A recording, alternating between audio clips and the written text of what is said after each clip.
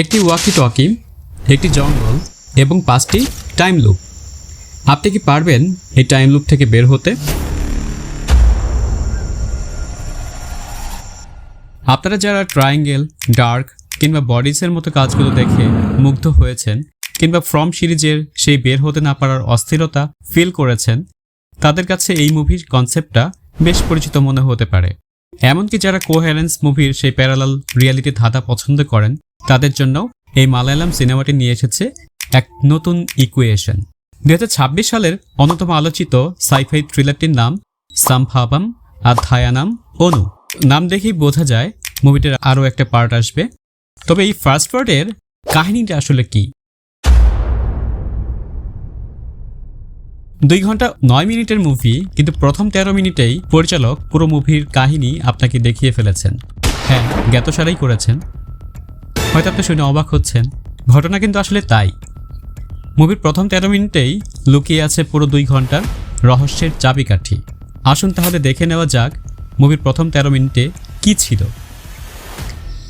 মুভির প্রথম সিকোয়েন্স হলো একটি রাতের সিকোয়েন্স, যেখানে একজন পর্তুগিজ নারী একদল দাস নিয়ে 2টি লাশ দাফন করতে যায়।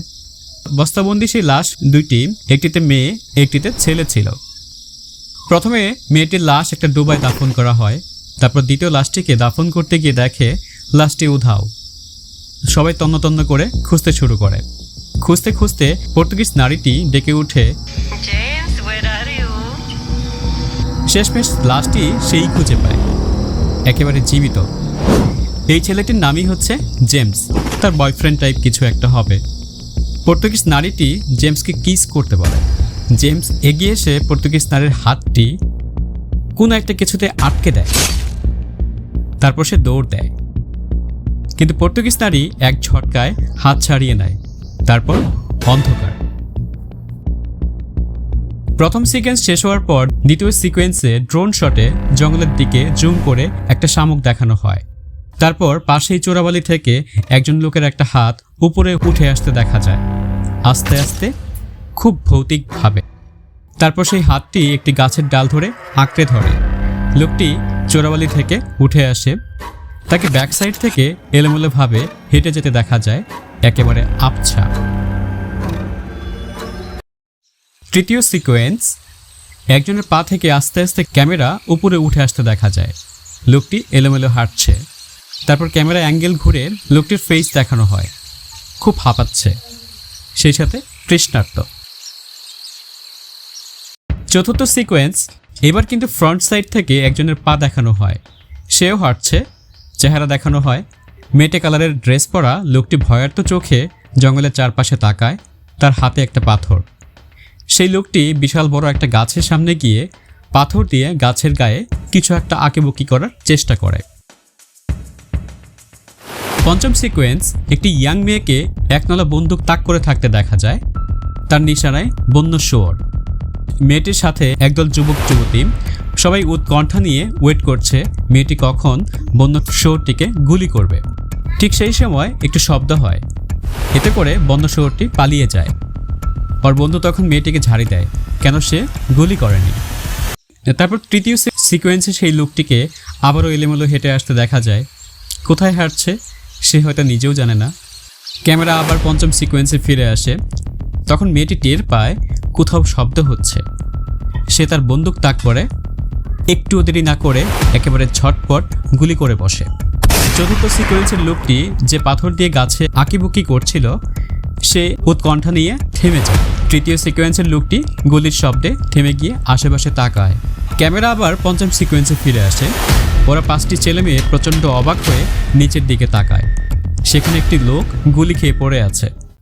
লোকটি আর কেউ না, দ্বিতীয় সিকোয়েন্সের সেই চোরাবালি থেকে উঠে আসা লোকটি। লোকটির শরীর থেকে গল গল করে রক্ত বের হচ্ছে। তার মানে বন্য শুয়োর শিকারের পরিবর্তে মেয়েটি একটি মানুষ খুন করে ফেলেছে। এখন উপায় কি হবে? কিন্তু তখনই ঘটে একটা অদ্ভুত ঘটনা। দিনের বেলা হওয়া সত্ত্বেও চারপাশ হঠাৎ করে অন্ধকার হতে শুরু করে। আরও অদ্ভুত ব্যাপার হচ্ছে, মুভির প্রথম সিকোয়েন্সে যে পর্তুগিজ নারীটি জেমসকে ডেকেছিল,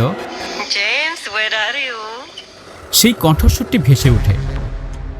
এর সাথে শত শত মানুষের আর্তনাদের কণ্ঠস্বরে ওদের সবার কান ঝালাপালা হতে শুরু করে।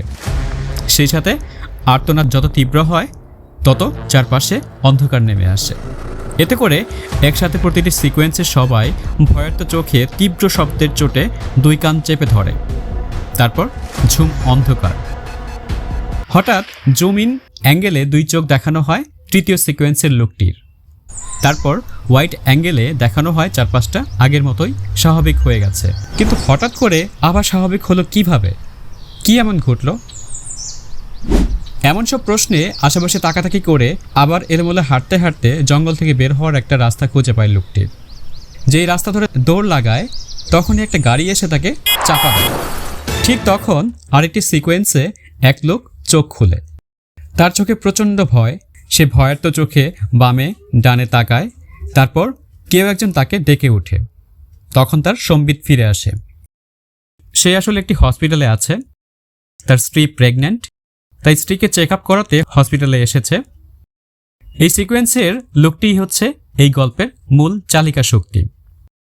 আমরা আগে যেই কটি সিকোয়েন্স দেখেছি সবগুলো সিকোয়েন্সের সাথে কানেক্ট হবে এই ব্যক্তিটি।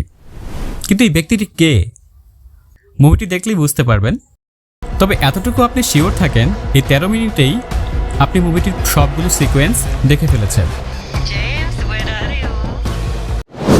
এবার সবচেয়ে মজার ব্যাপারটা বলি। এই 13 মিনিটে যেই 6টি সিকোয়েন্সের কথা তুলে ধরা হয়েছে প্রতিটি সিকোয়েন্সই আসলে এক একটা টাইম লুপ, এক একটা ভিন্ন সময়।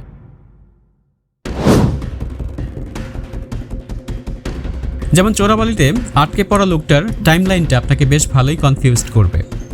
এই টাইমলাইনটা মূলত 2024 সালের টাইমলাইন, কিন্তু 1994 সালের টাইমলাইনের সাথে কানেক্টেড। ইভেন 2054 সালের টাইমলাইনের সাথেও সে কানেক্টেড। তাই এই ক্যারেক্টারটা একটা সাবপ্লট হিসাবে এই মুভির গল্পটাকে আরও বেশি কনফিউশন তৈরি করতে সক্ষম হয়েছে। এরকম আরও দু একটা ক্যারেক্টার আছে, তারাও গল্পে বেশ ভালো কনফিউশন তৈরি করতে সক্ষম হয়েছে। তাই একটা ব্যাপার প্রশংসা করতেই হয়, মুভির শুরুটা যেভাবে ইন্টারভাল পর্যন্ত সাসপেন্স বজায় রেখে নিয়ে গিয়েছে তা সত্যিই প্রশংসনীয়। যখন ধাপে ধাপে সাসপেন্সগুলোর রহস্য ভেদ হতে শুরু করে তখন একটা পর্যায়ে গিয়ে আপনার ট্রায়াঙ্গেল মুভির কথা মনে পড়ে যেতে পারে।